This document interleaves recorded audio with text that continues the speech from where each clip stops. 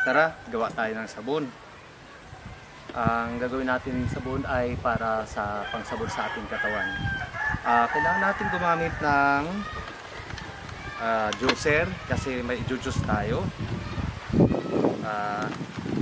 Kailangan din natin gumamit ng pang-mix kasi imimix to natin mamaya. At ang syempre pinaka-importante din itong number 1 na importante, kiluhan. Kasi kailangan natin lahat ikilo ang ating ingredients dahil pag hindi natin to kinilo, magiging palpak ang ating sabon. Hindi yan mabubuong sabon. Meron din tayong sulfur para antibacterial ang ating sabon. At dahil ito may sodium hydroxide, kaya nabubuo ang sabon dahil dito. At syempre, kailangan natin ng mantika, oil. Ito ay coconut oil na ating gagamitin. 2,500 mg ang timbang nito. Medyo marami-raming sabon to. At ang mga dahon, ito yung ating i-juice. Iba-ibang klaseng dahon. May dahon ng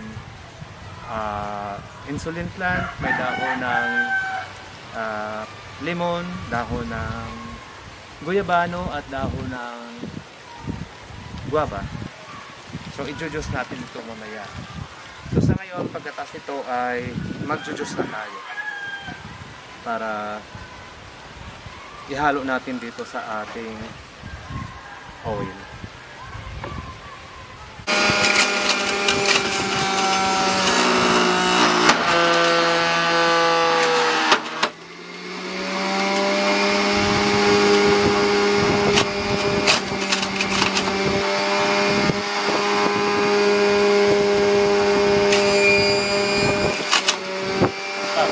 Ito na yung ating na-juice doon sa sobrang daming dahon.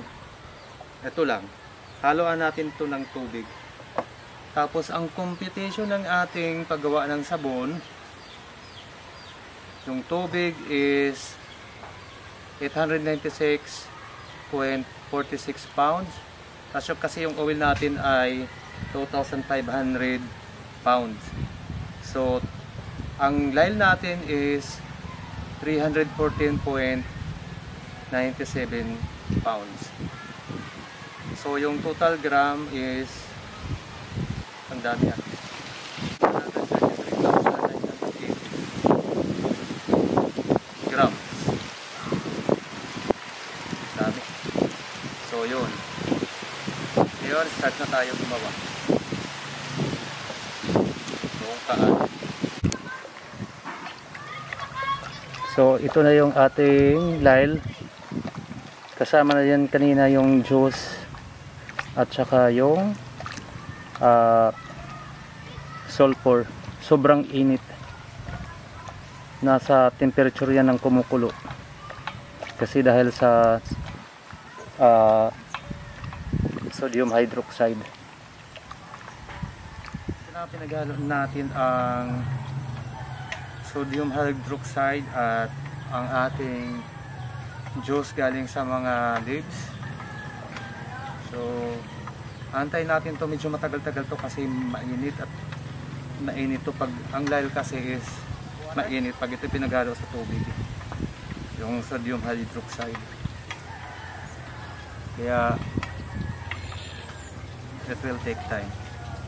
Halo-halo lang, mikos-mikos. Nikos. Tapos mamaya ihalo natin to dito sa coconut oil para maging sabon na siya. Nikos.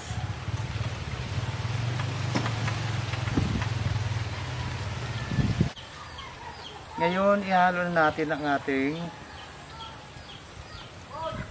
lyle dito sa tubig. Medyo mainit.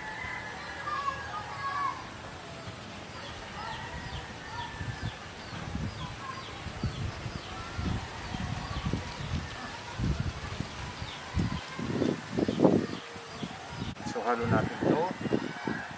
Halo-halo lang. Medyo marami ito. Halo-halo.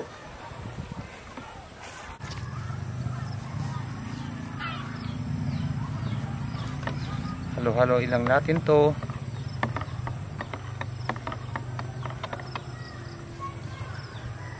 Ayan na, o paano na siya, o. Nagtitik na siya yung ano, yung oil dahil sa lyle.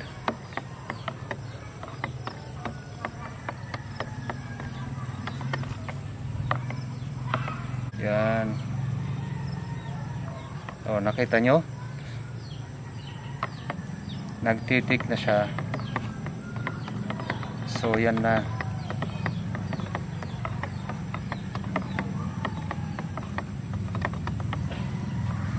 Mikos-mikos lang natin to, maya-maya. Yan na yan, pwede natin ilipat. Ay, may hindi na malayang dumapo. So, yan na. Stickin, maya-maya pa pag blended natin yan, mas lalong magiging thicker. So, napansin nyo, nag-iiba ang kulay. Ayan na, from oil, yan na siya. Yan na. So, yan. Hahaluin na natin to para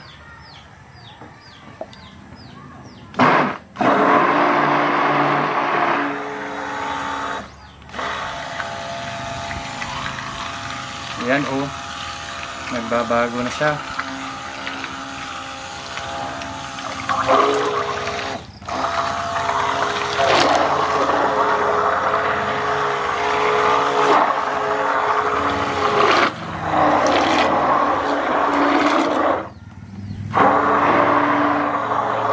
From oil, yan na siya. Maya-maya, okay na po.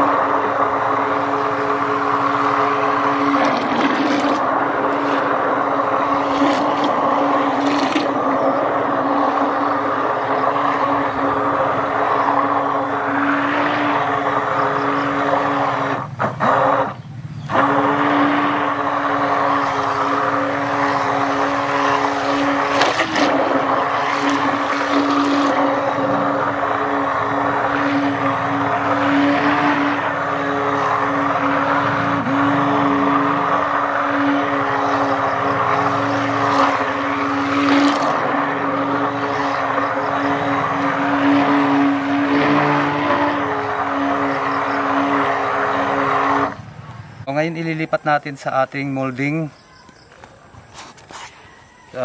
soap ang ating ginawa. So ayan.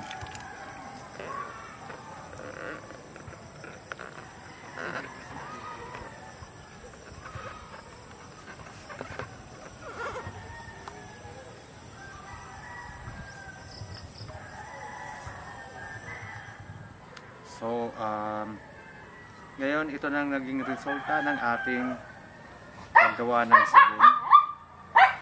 Dry na siya. Dry na. So, meron tayong material dito para pang-cutting ito. Papakita natin kung paano mag-cutting ng ating sabon. Ayan na siya. Antibacterial soap.